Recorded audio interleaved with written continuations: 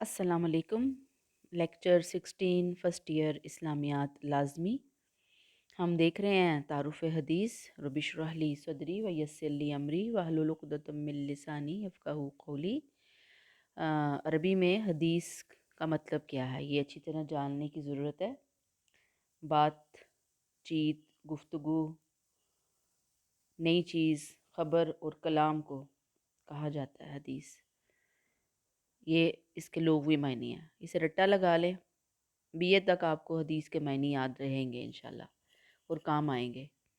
اصطلاح میں حدیث سے رسول صلی اللہ علیہ وسلم سے مراد قول فعل اور آپ صلی اللہ علیہ وسلم کے قول فعل آپ کے احوال کو کہا جاتا ہے، اور پھر آپ کی تقریر بھی شامل ہے۔ تقریر کیا ہوتی ہے کہ وہ کام جو آپ کے سامنے پیش ہوئے، آپ کے سامنے کیے گئے، آپ ان کو دیکھ کر سن کر خاموش رہے، آپ کی خاموشی اس کا جواز ثابت کرتی ہے کہ وہ کام جائز ہے۔ لہٰذا قول فعل عمل تقریر ان تمام کے مجموعے کو حدیث کہا جاتا ہے۔ پھر سنت کے لغوی معنی بھی ہیں، طریقہ یا راستہ، یعنی سنت الگ چیز آ جاتی ہے۔ اصطلاحی اعتبار سے سنت جو ہے وہ نبی کریم صلی اللہ علیہ وسلم کے طریقہ زندگی کو کہا جاتا ہے۔ حدیث کی اقسام کتنی ہیں؟ 3۔ حدیث کلی جس میں آپ صلی اللہ علیہ وسلم کی قول ہے، آپ کی گفتگو ہے۔ حدیث فعلی، اس سے مراد آپ صلی اللہ علیہ وسلم کے اعمال ہیں، افعال ہیں، جس میں آپ صلی اللہ علیہ وسلم کی کسی عمل کا ذکر ہے۔ تقریری وہی جو بھی میں نے ابھی آپ کو اوپر بتایا۔ پھر حدیث کی اہمیت اور ضرورت ہے۔ آج کل کے دور میں جو منکرین حدیث ہیں نا، منکرین حدیث وہ لوگ ہوتے ہیں جو قرآن کو مانتے ہیں اور حدیث کو نہیں مانتے۔ وہ کہتے ہیں حدیث کی ضرورت نہیں ہے کیونکہ اللہ کی کتاب کافی ہے، اس کے ہوتے ہوئے کسی چیز کی ضرورت نہیں ہے۔ بہرحال انہوں نے کہا ہے کہ یہ ٹھیک نہیں ہے۔ قرآن کو سمجھنے کے لیے اس سے انکار ہے ہی نہیں کہ ہمیں عربی زبان آتی ہو، اس کے صرف اور نحو یعنی اس کا گرامر وغیرہ آتا ہو، قواعد آتے ہوں، اس کا انداز بیان ہے۔ یہ ساری چیزیں عربک ٹیکسٹ اور اس زمانے کے حالات اور واقعات کو سامنے رکھتے ہوئے ضروری ہیں، لیکن اس کے ساتھ ساتھ قرآن کو سمجھنے کے لیے نبی کریم صلی اللہ علیہ وسلم کی ذات کو درمیان سے نہیں نکالا جا سکتا۔ رسول صلی اللہ علیہ وسلم خود شارع قرآن ہے۔ آپ صلی اللہ علیہ وسلم کی جو سیرت ہے، آپ کے اعمال ہیں، افعال ہیں، آپ کی گفتگو ہے، یہ قرآن سے کوئی الگ چیز نہیں ہے، قرآن ہی ہے۔ قرآن میں اللہ تعالیٰ نے فرمایا وَمَا يَنطِقُ عَنِ الْهَوَىٰ إِنْ هُوَ إِلَّا وَحْيٌ يُوحَىٰ۔ اب جب آپ یہ والا ٹاپک ٹچ کریں گے تو آپ کو ہیڈنگ کے ساتھ ساتھ ایک ایک آیت ضرور یاد کرنی ہوگی۔ عربی میں کریں گے تو وہی بات بار بار کہوں گی، اچھے نمبر ہے۔ اردو میں ترجمہ لکھیں گے، پاسنگ مارکس ہیں۔ کچھ نہیں لکھیں گے تو پھر پاس ہونے کے بھی چانس بہت کم ہیں۔ ترجمہ کیا ہے کہ وہ اپنی خواہش سے بات نہیں کرتے، وہ صرف وہی ہے جو بھیجی جاتی ہے۔ ظاہری بات ہے کہ اس میں بتایا گیا کہ آپ صلی اللہ علیہ وسلم کی ہر بات وہی ہے، جس کی تشریح قرآن، یعنی کہ جو آپ کی بات سے ہی قرآن کی تشریح ہوتی ہے۔ پھر قرآن مجید کے اجمال کی تفصیل ہے۔ قرآن میں آتا ہے اقیم الصلاۃ، نماز قائم کرو، تو صحابہ نے آپ سے پوچھا کہ وہ کس طرح نماز پڑھیں، تو آپ نے کہا کہ سلو کما رأیتمونی اصلی، نماز ایسے پڑھو جیسے تم مجھے نماز پڑھتے ہوئے دیکھتے ہو۔ یعنی آپ نے بتایا کتنی سنتے ہیں، کتنی رکعت ہے، کب پڑھنی ہے، کیسے پڑھنی ہے، ڈیٹیل ساری آپ صلی اللہ علیہ وسلم نے بتائی۔ اس کو سنت بھی کہا جاتا ہے۔ ایسے ہی حج آیا، فرض ہوا، قرآن میں ہے وَلِلَّهِ عَلَى النَّاسِ حِجُّ الْبَيْتِ مَنِ اسْتَطَاعَ إِلَيْهِ سَبِيلًا، لوگوں پر خانہ کعبہ کا حج کرنا جو اس کی طرف جانے کی قدرت رکھتے ہوں، یہ فرض ہے۔ اب ظاہری بات ہے، یہ نہیں کہا گیا ہر سال کرنا ہے، ایک دفعہ کرنا ہے۔ تفصیل کیسی ہے؟ آپ صلی اللہ علیہ وسلم نے صحابہ کو کہا خُذُوا عَنِّی مَنَاسِکَکُم، مناسک حج، ارکان حج مجھ سے سیکھو۔ آپ نے عملاً حج کر کے بتایا۔ آپ نے بتایا احرام، طواف، صفا مروہ، عرفات، رمی، جمرات، یہ پیچھے ہم ساری ارکان اسلام میں ڈیٹیل پڑھ کر آئے ہیں۔ تو گویا یہ ساری عبادات جتنی بھی ہیں ان کی ڈیٹیل ہمیں نبی کریم صلی اللہ علیہ وسلم سے ہی ملی ہے۔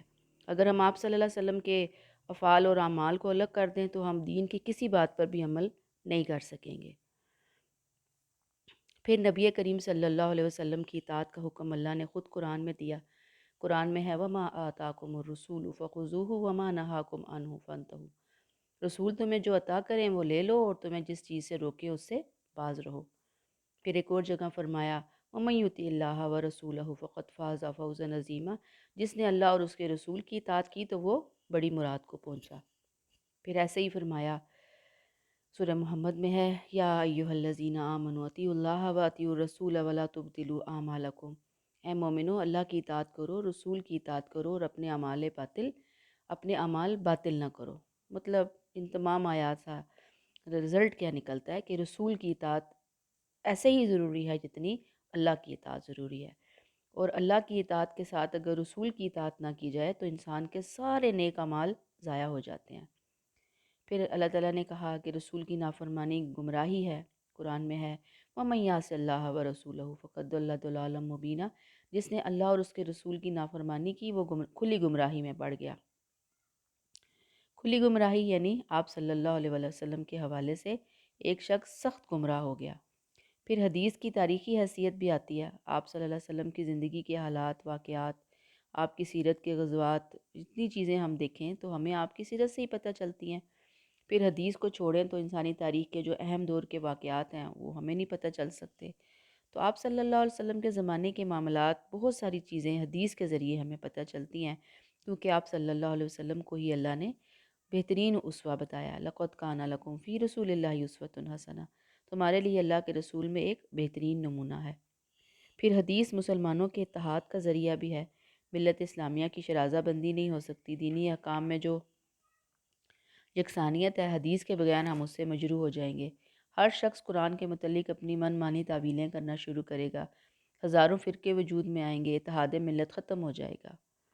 پھر ہدایت کا وسیلہ بھی ہے حدیث، اطاعت رسول ہی اہل ایمان کی ہدایت کا وسیلہ ہے، قرآن میں ہے وَإِن تُطِیعُوا تَہْتَدُوا، اگر تم اس کی اطاعت کرو گے تو ہدایت پالو گے۔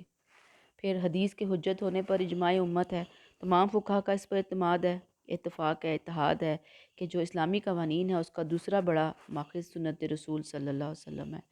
ہر دور کے علماء جو ہیں وہ اسلامی احکام معلوم کرنے کے لیے حدیث کی طرف رجوع کرتے رہے ہیں، کریں گے بھی۔ آپ صلی اللہ علیہ وسلم نے حضرت معاذ بن جبل کو یمن کا قاضی بنا کر بھیجا تو ان سے پوچھا کہ اگر کوئی حکم تمہیں اللہ کی کتاب میں نہ ملے تو کیا کرو گے؟ انہوں نے کہا کہ میں پھر رسول صلی اللہ علیہ وسلم کی سنت میں تلاش کروں گا۔ اس پر آپ صلی اللہ علیہ وسلم نے اپنی پسندیدگی کا اظہار فرمایا۔ اس سے یہ بات معلوم ہوتی ہے کہ سنت رسول صلی اللہ علیہ وسلم قرآن کے بعد اسلامی قوانین کا سب سے بڑا ماخذ ہے۔ بس یہ جتنے نکات ہم نے اوپر پڑھے، ہدایات پڑھی، اس سے یہ بات بہت اچھی طرح سمجھ آتی ہے کہ حدیث بہت اہم ہے، حدیث کی ضرورت سے انکار نہیں کیا جا سکتا۔ حدیث کو دین اور شریعت میں اہم مقام حاصل ہے، حدیث نبوی کو، اور حتیٰ کہ اللہ تعالیٰ کی اطاعت اور فرما برداری بھی رسول کی اطاعت کے بغیر ممکن نہیں۔ قرآن میں اللہ نے فرمایا مَن یُطِعِ الرَّسُولَ فَقَدْ اطاع اللہ، جس نے رسول کی اطاعت کی پس تحقیق اس نے اللہ کی اطاعت کی۔ تو یہ تھی ہماری حدیث کے حوالے سے گفتگو، حدیث کی اہمیت اور ضرورت۔ پھر اگلا جو ہمارا اسی کے اندر میجر ٹاپک ہے وہ ہے تدوین حدیث کا۔ تدوین حدیث کا پہلا دور عہد نبوی صلی اللہ علیہ وآلہ وسلم ہے۔ ابتدائی اسلام میں آپ صلی اللہ علیہ وسلم نے حدیث لکھنے سے منع کر دیا تھا۔ حدیث ہے کہ آپ نے کہا مجھ سے قرآن کے سوا کچھ نہ لکھو، اور اگر کسی نے کچھ لکھا ہے تو اسے مٹا دے۔ کیوں کی یہ ممانعت؟ اس لیے کہ کہیں لوگ قرآن پاک اور نبی کریم صلی اللہ علیہ وسلم کی باتوں کو آپس میں غلط ملت نہ کر دیں اور قرآن کی اہمیت دلوں سے کم نہ ہو جائے۔ لیکن جب آپ صلی اللہ علیہ وسلم کو یہ یقین ہو گیا کہ صحابہ کرام کا شعور پختہ ہو چکا ہے، وہ قرآن اور حدیث کے فرق کو سمجھ چکے ہیں، تو آپ نے حدیث لکھنے کی اجازت دے دی۔ یعنی پہلے منع کیا، بعد میں اجازت دے دی۔ اب یہ بہت امپورٹنٹ باتیں ہیں، ایک ایک بات آپ کے ایم سی کیوز کے لیے، آپ کے شارٹ کوسچن آنسر کے لیے، آپ کے سبجیکٹیو کے لیے ایک ایک واقعہ امپورٹنٹ ہے۔ ایک مرتبہ عبداللہ بن عمر بن العاص، یہ جو لفظ ہے نا عمر، یہ عمروں نہیں پڑھیں گے، آپ سے پوچھا کہ کیا میں آپ کی حدیث لکھ لیا کروں؟ آپ نے کہا لکھا کرو، کیونکہ اس زبان سے بغیر حق کے کوئی بات نہیں نکلتی۔ یہ اب آپ کو واقعہ یاد ہونا چاہیے صحابی کے نام کے ساتھ۔ پھر نبی کریم صلی اللہ علیہ وسلم کے عہد میں احادیث کے کون سی چیزیں لکھی گئی تھیں؟ مثلاً آپ کے خطوط، دعوت نامے جو مختلف حکمرانوں کو لکھے، آج بھی حدیث کی کتابوں میں محفوظ ہیں، اور کچھ اصل شکل میں استنبول اور برٹش میوزیم کی لائبریریوں میں بھی محفوظ ہیں۔ پھر الصادقہ، یہ بہت امپورٹنٹ ہے۔ عبداللہ بن عمر بن العاص آپ صلی اللہ علیہ وسلم کے سامنے بیٹھ کر آپ کی باتیں لکھ لیا کرتے تھے۔ انہوں نے جو حدیث کا مجموعہ مرتب کیا وہ الصادقہ کے نام سے بعد میں مشہور ہوا، اور کئی محدثین نے یہ پورا مجموعہ اپنی کتابوں میں نقل کیا۔ پھر صحیفہ ابو ہریرہ ہے، ان کے جو شاگرد تھے ابو ہریرہ کے، حمام بن منبہ، انہوں نے یہ لکھا ہے۔ یہ اپنی اصل شکل میں ہم تک پہنچا ہے، اور یہ مسند احمد اور صحیح بخاری کے مختلف ابواب میں یہ پورا صحیفہ موجود ہے اس دور کا۔ پھر صحیفہ علی ہے، حضرت علی کے پاس کچھ تحریریں تھیں جنہیں وہ اپنی تلوار کی نیام میں رکھتے تھے، فرماتے تھے کہ یہ وہ احکام ہیں جو حدود اور قصاص سے متعلق میں نے نبی کریم صلی اللہ علیہ وسلم سے لکھے ہیں۔ پھر کتاب عبداللہ بن مسعود ہے، ان کے اپنے ہاتھ کا لکھا ہوا ایک مجموعہ جو ان کے شاگردوں نے بعد میں آگے روایت کیا۔ یہ ساری چیزیں ہم نے اس لیے ہم پڑھ رہے ہیں کہ شکوک ختم ہو جائیں، ڈاؤٹس ختم ہو جائیں جو بعد میں لوگوں نے پھیلائی ہیں کہ جی حدیث کی کتابیں تو حضور کی وفات کے 250 سال بعد لکھی گئی ہیں، لہٰذا قابل اعتماد نہیں ہیں۔ ٹھیک ہے، کچھ کتابیں تو بعد میں بہت لکھی گئی ہیں کہ کچھ چیزیں آپ صلی اللہ علیہ وسلم کے دور میں بھی لکھی گئی تھیں۔ پھر تدوین حدیث کا دور ثانی ہے، بہت سے مجموعے لکھے گئے، باقاعدہ علم کی حیثیت حاصل ہوئی حدیث کو، بہت سے اسکالرز نے بہت ساری کتابیں لکھی۔ مثلاً اب آپ کو یہ نام یاد ہونے چاہیے: امام ابو حنیفہ کی کتاب کتاب الاثار، امام زہری کا مجموعہ حدیث، امام شعبی کا مجموعہ حدیث، امام سفیان ثوری ان کی ہے الجامع، اسی دور کی یادگار ہیں۔ لیکن اس دور کی جو سب سے اہم کتابیں ہیں وہ یہ ہے۔ خلیفہ عمر بن عبدالعزیز نے مدینہ کے گورنر کو لکھا کہ جتنی حدیثیں تمہیں علماء سے ملیں لکھ کر مجھے بھیج دو، کیونکہ مجھے ڈر ہے کہ علماء کے چلے جانے سے علم رخصت ہو جائے گا۔ چنانچہ مدینہ کے گورنر ابو بکر بن حزم نے ایک مجموعہ مرتب کر کے حضرت عمر بن عبدالعزیز کو بھیج دیا تھا۔ پھر موطا امام مالک ہے، دوسرے دور کی یہ اہم تصنیف ہے جسے امام مالک بن انس اصبہی نے مدینہ میں بیٹھ کر مرتب کیا۔ ابتداء میں 10,000 احادیث درج کی، امام مالک اس کو مختصر کرتے رہے یہاں تک کہ 1720 رہ گئی۔ دور ثانی یعنی دوسری صدی ہجری میں تدوین حدیث میں بہت ترقی ہوئی، حتیٰ کہ احادیث نبوی تو ایک طرف، صحابہ، اہل بیت، تابعین کے فتوے اقوال بھی اس عہد میں مرتب اور مدون یعنی لکھ لیے گئے تھے۔ پھر اسی دور میں فقہ حنفی اور فقہ مالکی کی تدوین عمل میں، فقہ جو ہے نا یہ شریعت کے حوالے سے ہے، قوانین بنائے گئے۔ پھر تدوین حدیث کا دور ثالث یعنی تیسرا دور، اس میں مستند کتابیں لکھی گئیں، تیسری صدی ہجری ہے۔ حدیث مستقل فن کی حیثیت اختیار کر گئی، حدیث کی صحت کے بارے میں اصول ضوابط بنائے گئے، اسماء اور رجال کا فن اس دور میں وجود میں آیا۔ اس میں کیا ہوا، 1.5 لاکھ راویان حدیث یعنی جنہوں نے حدیث روایت کی ہے، چین آف نریٹرز، ان کے حالات کی چھان بین کی گئی۔ پھر احادیث کی درجہ بندی یعنی کیٹاگرائز کیا گیا، کون سی حدیث صحیح ہے، حسن ہے، ضعیف ہے، الگ الگ کر دیا گیا۔ پھر اس میں جو مجموعے آئے تیسرے دور میں وہ یہ ہیں، خاص طور پہ صحاح ستہ، حدیث کی مشہور 6 کتابیں، مثلاً کون سی ہے، صحیح بخاری۔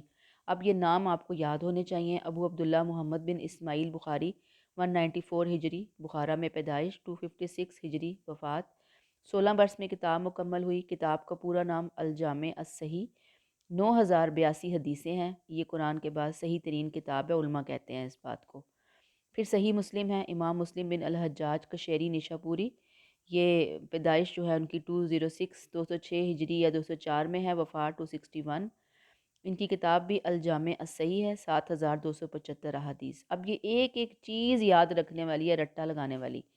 جامع ترمذی، امام ابو عیسیٰ محمد بن عیسیٰ ترمذی، 250 ہجری ترمذ میں پیدائش، 279 ہجری میں وفات۔ یہ کتاب بہت مفید ہے، اس کے اندر ہر حدیث کے متعلق بتا دیا گیا کہ یہ حدیث صحیح ہے یا حسن۔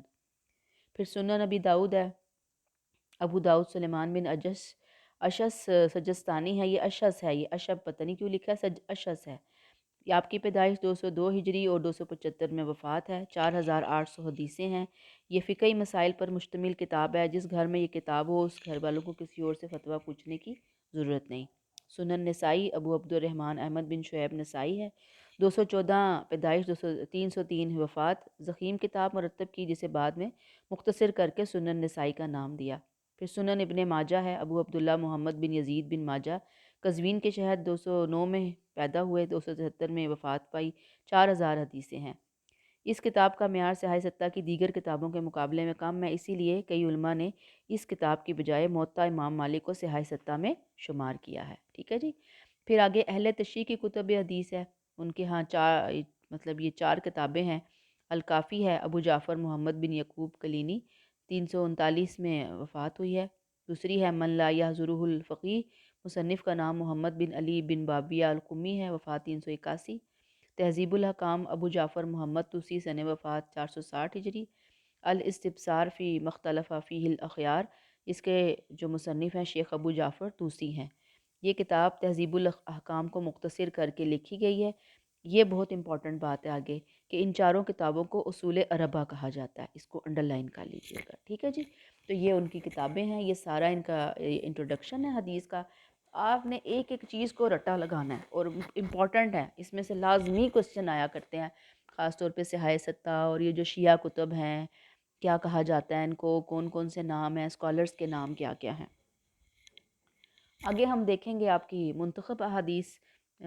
پہلی ہے نیت اور عمل کا تعلق۔ انما الاعمال بالنیات و انما لکل امرئ ما نوی، بے شک اعمال کا دار و مدار نیتوں پر ہے اور بے شک ہر انسان کو وہی کچھ ملے گا جس کی اس نے نیت کی ہوگی۔ یہ آپ جتنی بھی احادیث دیکھیں گے نا، وہاں پہ بالکل شروع میں ایک دو حدیثیں ایسی ہیں کہ جو شروع میں مسلسل آ رہی ہوتی ہیں کہ انسان کا عمل، اس کی جو عمارت ہے وہ اس کی نیت کے اوپر ہوتی ہے سوری، نیت اچھی ہے، نیت خالص ہے، خالص مین اللہ کی رضا کے لیے کیا جا رہا ہے کام، کوئی دکھاوا نہیں ہے، کوئی اسراف نہیں ہے، کوئی تکبر نہیں ہے، کسی اور کو خوش کرنا مطلوب نہیں ہے، صرف اللہ کے لیے اگر کوئی کام کیا جا رہا ہے تو وہ قبول ہوگا، چاہے وہ بڑے سے بڑی خدمت کیوں نہ ہو۔ جیسے ایک حدیث بہت زیادہ مشہور ہے اس کے اندر کہ بھئی قیامت کے دن ایک عالم کو لایا جائے گا، آپ کو معلوم ہے نا عالم کتنی بڑی شخصیت ہوتا ہے، اور اس سے پوچھا جائے گا، اللہ نے پوچھیں گے کہ بھئی تو نے کیا کیا دنیا میں، وہ کہے گا میں نے علم حاصل کیا، پڑھا پڑھایا، قرآن کا عالم تھا، سکھایا، لوگوں کو بتایا، کتنی بڑی خدمت کی۔ اللہ کہیں گے تم نے جھوٹ کہا، تم نے اس لیے قرآن کے علم کو سیکھا سکھایا کہ لوگ تمہیں عالم کہیں، لوگوں نے تمہاری بڑی تعریف کی، بڑی واہ واہ ہوئی، بڑی تمہیں ایوارڈ سرٹیفکیٹس، بڑے تمہارے نام کے ڈنکے بجے، تم بڑے دنیا میں بہت بڑے عالم تھے، یا چھوٹے تھے یا بڑے تھے، بہت کچھ تمہیں عزت شہرت ملی یا پیسہ بھی ملا، لیکن یہ سب تم نے اپنی نام اور فیم کے لیے کہ دل میں تمہیں یہ چھپا ہوا تھا چور۔ تو اللہ تعالیٰ فرشتوں سے حکم کہیں گے کہ لے جاؤ اسے اور جہنم کی آگ میں منہ کے بل گھسیٹ کے ڈال دو۔ ایسے ہی پھر ایک شہید کو لایا جائے گا، شہید کہے گا کہ جی میں نے تو اپنی جان قربان کر دی، اللہ کہیں گے اس لیے تم نے کی کہ لوگ تمہیں شہید کہیں، لوگوں نے تمہارے مرنے کے بعد تمہیں کہا، اس کے بعد اس کو کہا جائے گا فرشتوں کو لے جاؤ اسے جہنم کی آگ میں ڈالو۔ پھر ایک سخی کو لایا جائے گا، وہ کہے گا میں نے تو دن رات اللہ آپ کے حق لیے مال خرچ کیا، اللہ کہیں گے جھوٹ، تم نے مال اس لیے خرچ کیا کہ لوگ تمہیں سخی کہیں، تمہارے بعد تمہارے سامنے لوگوں نے بڑی تمہاری تعریفیں کی، لہٰذا فرشتوں سے کہا جائے گا اس کو جہنم کی آگ میں ڈال دیا جائے۔ اور اس طرح کی اور بھی حدیثیں ہیں کہ جس نے ہجرت کی اللہ کے لیے، اس کی ہجرت اللہ کے لیے کنسیڈر ہوگی، اور کسی نے اگر ہجرت کی دنیا کی کسی ضرورت یا کسی عورت کو حاصل کرنے کے لیے تو اس کی ہجرت انہی چیزوں کے لیے کنسیڈر ہوگی۔ اور اب اس میں ہمیں ایک اور واقعہ پتہ چلتا ہے کہ مسجد بنائی، آپ صلی اللہ علیہ وسلم کے دور میں منافقین نے مسجد بنائی جسے مسجد زرار کہا جاتا ہے، اللہ تعالیٰ نے کہا اس مسجد کو ڈھا دیا جائے، کیونکہ وہ اللہ کے لیے نہیں بنائی گئی، وہ انہوں نے اپنی سازشوں کے لیے بنائی تھی، ایک پلیٹ فارم بنایا تھا۔ تو اس ساری حدیث سے ہمیں یہ بات پتہ چلتی ہے کہ جب تک کوئی نیک عمل حقوق اللہ یا حقوق العباد ہم صرف اور صرف اللہ کو راضی کرنے کی نیت سے نہیں کریں گے تو وہ عمل اللہ نہ کرے انسان کے منہ پہ واپس مار دیا جائے گا کہ یہ رکھو اپنا عمل۔ دوسری بات اعلیٰ اخلاق کی تکمیل ہے۔ انما بعثت لاتمم حسن الاخلاق، مجھے اس لیے رسول بنا کر بھیجا گیا کہ میں بہترین اخلاق کی تکمیل کر دوں، اس لیے رسول بنا کر بھیجا گیا۔ اب آپ یاد کر لیں پیچھے ہم نے حسن اخلاق کے حوالے سے بہترین چیزیں پڑھی اور وہاں ہم نے بہت سی باتیں پڑھی، اور یہ ظاہری بات ہے کہ تمام انبیاء کرام کا ایک ہی مشن تھا کہ وہ اپنی امتوں کے بگڑے ہوئے عادات کو، ان کی عادتوں کو، خصائل کو درست کریں، اس کی جگہ اچھی چیزوں کے بیج ان میں بوئیں، جیسے ایثار بے ایمانی کی جگہ، یعنی کہ خود غرضی کی جگہ ایثار، بے ایمانی کی جگہ ایمان، کینہ کی جگہ بےلوسی، حرص کی جگہ لالچ کی جگہ خدا ترسی، ٹھیک ہے نا۔ تو یہ جو اچھی چیزیں ہیں یہ آپ صلی اللہ علیہ وسلم نے کہا کہ میں ان کی اعلیٰ تکمیل کے لیے بھیجا گیا ہوں، اسی لیے قرآن نے کہا وَإِنَّكَ لَعَلَىٰ خُلُقٍ عَظِيمٍ، بے شک آپ حسن اخلاق کے اعلیٰ ترین حسن اخلاق کے مالک تھے۔ اس کے لیے آپ کی بک میں 132 پیج کے اوپر محاسن اخلاق بہت زیادہ لکھے ہوئے ہیں، دیانت داری ہے، ایفائے ہے، صدق، عدل، انصاف، احترام قانون، کسب حلال، ایثار، انصاف، ٹھیک ہے، اور اس کے بعد رذائل اخلاق، ظاہری بات ہے ان سے بچنا بھی اخلاق ہی ہے، تو وہ ساری چیزوں کو اپنے ذہن میں رکھیں گے تو یہ چیز آپ کو کلیئر ہو جائے گی۔ تھرڈ آپ کی حدیث ہے رسول صلی اللہ علیہ وسلم کی محبت کے بغیر ایمان نامکمل ہے۔ لا یؤمن احدکم حتی اکون احب الیہ من ولدہ و والدہ والناس اجمعین، تم میں سے کوئی اس وقت تک ہرگز مومن نہیں ہو سکتا جب تک کہ میں اسے اس کے والد، اس کی اولاد اور تمام لوگوں سے زیادہ محبوب نہیں ہو جاتا۔ آج ہم نے جو لیکچر شروع کیا تعارف حدیث، اس میں ہم نے نبی کریم صلی اللہ علیہ وسلم کی اطاعت کے بارے میں باتیں پڑھی۔ یہ آپ صلی اللہ علیہ وسلم کی محبت کے بارے میں باتیں ہیں کہ مومن ہونے کا کوئی دعویٰ نہ کرے جب تک کہ حضور صلی اللہ علیہ وسلم کی ذات مبارکہ ہمیں دنیا کے ہر رشتے ایون کہ اپنی ذات سے بھی زیادہ محبوب نہ ہو جائے، اور یہ ایمان کی کسوٹی ہے، اور یہی چیز اللہ تعالی ہم سے چاہتے ہیں۔ پھر اخوت کا تقاضا کیا ہے؟ یہ آپ کی بک کا چوتھا ہے سلسلہ، یا لا یؤمن احدکم حتی یحب لاخیہ ما یحب لنفسی، تم میں سے کوئی شخص اس وقت تک کامل مومن نہیں ہو سکتا جب تک کہ وہ اپنے بھائی کے لیے وہی کچھ پسند نہ کرے جو وہ اپنے لیے پسند کرتا ہے۔ یعنی کامل مومن ہونے کے لیے ضروری ہے کہ اپنے بھائی کے لیے، اپنے بھائی سے مراد اپنے دینی بھائی یا دنیاوی اعتبار سے کہ ساری مخلوق اللہ کی فیملی ہے، ہر انسان کے ساتھ ہم وہ معاملہ کریں خیرخواہی والا، اخلاق کے اندر، لین دین کے اندر، گفت و شنید کے اندر، اٹھنے بیٹھنے کے اندر، جو ہم اپنے لیے پسند کرتے ہیں۔ حدیث دیکھنے میں بہت چھوٹی ہے لیکن بہت زبردست ہے اگر اس کی ڈیپتھ میں ہم جائیں، اور اگر دنیا کے تمام مسلمان صرف اس ایک حدیث پہ عمل کر لیں تو آپ دیکھیں کہ دنیا جنت کا نمونہ بن جائے۔ کوئی کسی کی انسلٹ نہ کرے، کوئی کسی کا مال غصب نہ کرے، کوئی کسی کے ساتھ زیادتی نہ کرے، کوئی کسی کے ساتھ ناانصافی نہ کرے، کوئی کسی کے ساتھ حق تلفی نہ کرے۔ کیوں؟ اس لیے کہ وہ یہ چاہتا نہیں ہے کہ میرے ساتھ کوئی کرے۔ جب میں یہ نہیں چاہتی کہ میرے ساتھ کوئی یہ کرے، جب میں یہ چاہتی ہوں کہ مجھے لوگ عزت دیں، محبت دیں، احترام دیں، میرے ساتھ معاملات کے اندر رعایت کریں، تو میں دوسرے کے ساتھ بھی یہی کروں گی۔ پھر اس کے بعد آتا ہے مسلمانوں کو ایذا دینے کی ممانعت۔ المسلم من سلم المسلمون من لسانہ و یدہ، مسلمان وہ ہے جس کی زبان اور ہاتھ سے دوسرے مسلمان محفوظ رہیں۔ اب یہ مسلمانوں کی کو ظاہری بات ہے کہ اذیت دینا، اپنے شر سے دوسروں کو بچانا، گالی گلوچ، غیبت، بہتان، ہاتھ مار سے کٹائی کرنا، زیادتی کرنا، ذرا برابر کہتے ہیں نا کہ ایک انگلی بھی اگر آپ کسی کو ٹچ کرتے ہیں نا غلط طریقے سے، یا راستے میں کوئی تکلیف دہ چیز چھوڑ دیتے ہیں خود ہی، یعنی اٹھاتے نہیں ہیں، لاپرواہی کا مظاہرہ کر رہے ہیں، کانچ کا ٹکڑا ہے، کوئی ایسی چیز ہے کہ جس سے کوئی ٹھوکر کھائے گا اور وہ گرے گا یا کسی کا نقصان ہوگا، آپ نے پرواہ ہی نہیں کی اس چیز کے اندر، لوگوں کا نقصان کروایا، لوگوں کے گھر میں گئے ہیں، ان کی لائٹیں جلی چھوڑ دی، ان کا پانی کھلا چھوڑ دیا، کسی کے گھر گئے ہیں، پبلک ادارہ ہے، تو آپ وہاں پہ کسی کو نقصان اور اذیت دینے کا سبب بن گئے نا۔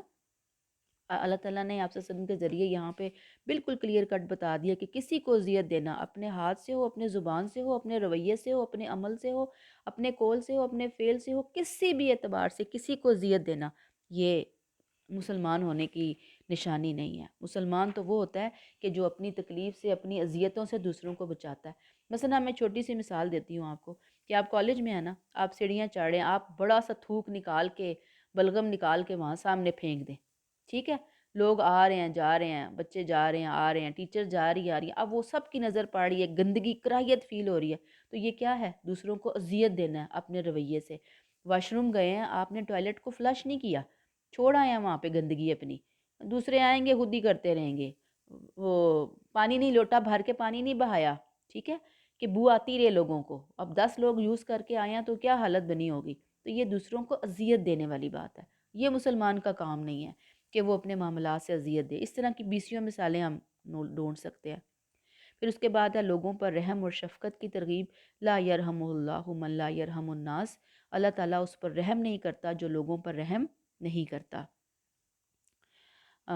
یہ تو وہی زبردست بات ہے کہ دوسروں سے رحمت، دوسروں میں انسان بھی ہیں، چرند پرند بھی ہیں، ساری مخلوقات ہیں، اللہ تعالیٰ نے یہاں پہ آپ صلی اللہ علیہ وسلم کے ذریعے بتایا کہ آپس میں باہمی محبت، پیار اور رحم کرم ہونا چاہیے، اور یہاں پہ ناس کا لفظ آیا، یہ بات ذہن میں رکھے، ناس مین کے تمام لوگ، تمام انسانیت کے ساتھ رحم کا معاملہ ہے۔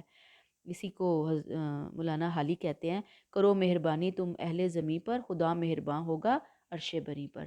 تو یہ جو ضرورت ہے کہ انسان جو ہے وہ صلہ رحمی کرے، معاملات کو اچھا کرے، لوگوں کے ساتھ رحمت کا، شفقت کا معاملہ کرے، کرم اور مہربانی کا معاملہ کرے، اور اب جس کے دل میں رحم نہیں ہے اس کے پاس کچھ بھی نہیں ہے، ٹھیک ہے نا، تو یہ رحم کہ آپ کو رحم فیل ہو، کائنڈنس فیل ہو، اور یہ اللہ کی بہت بڑی بلیسنگ ہے کہ جن دلوں کے اندر اللہ تعالیٰ نے رحمت رکھ دی ہو۔ آپ صلی اللہ علیہ وسلم کو تو خود اللہ نے قیامت تک کے لوگوں کے لیے رحمت للعالمین بنا کر بھیجا۔ رحمت اللہ کا وصف ہے۔ اللہ چاہتے ہیں جنت میں وہی بندے داخل ہوں گے کہ جو دوسروں کے لیے مہربان ہوں گے، کائنڈ ہارٹڈ ہوں گے۔ سخت دل، سنگ دل ہونا، بے حس ہونا، خود غرض ہونا، لاپرواہ ہونا، اللہ تعالیٰ کو نہ یہ پسند رہا، نہ نبی کریم صلی اللہ علیہ وآلہ وسلم کی یہ سنت رہی ہے۔ تو بات یہ ہے کہ باتیں تو چھوٹی چھوٹی ہیں، لیکن یہ چھوٹی چھوٹی باتیں بھی انسان کے لیے بہت بڑی بن جاتی ہیں جب ہم انہیں اللہ اور اس کے رسول کی طرف سے سمجھتے ہوئے اس کو اپنے عمل کا حصہ بناتے ہیں۔ اب بہت ساری جگہیں آتی ہیں دنیا کے اندر، وقت کے اندر، کہ جہاں پہ ہمیں دوسروں کے ساتھ رحم، ہمدردی اور شفقت کا معاملہ کرنا ہوتا ہے، اور ہم نہیں کر پاتے۔ اگر ہم پچھلی ایک دو حدیثوں کو دیکھیں کہ جو دوسروں کے لیے پسند، اپنے لیے پسند کرو وہ دوسروں کے لیے کرو، تو ظاہری بات ہے کہ یہ والی چیزیں بھی ویسے ہی ہیں نا، کہ رحمت کا معاملہ ہم چاہتے ہیں کہ جب ہمیں کوئی مشکل ہو، پریشانی ہو، تکلیف ہو یا نہ بھی ہو، ہم چاہتے ہیں کہ ہر کوئی ہم سے اچھا معاملہ کرے، اچھی ڈیلنگ کرے۔ تو ہمیں یہ چیز لوگوں کے ساتھ بھی کرنی ہے، اسی طریقے سے رحمت اور محبت کے ساتھ رہنا ہے۔ اور اللہ تعالیٰ کی یہ حدیث ہمیں معلوم ہی ہے نا کہ پوری مخلوق اللہ کی فیملی ہے۔ اللہ کو اپنے بندوں میں سے پسندیدہ وہ ہیں جو اللہ کی مخلوق کے ساتھ مہربان ہیں، اچھے ہیں۔ تو یہاں پہ ہم اس لیکچر کو روک لیتے ہیں، اگلا لیکچر انشاءاللہ تعالیٰ اس میں ہم مزید ان حدیث کو کور کریں گے۔ السلام علیکم ورحمۃ اللہ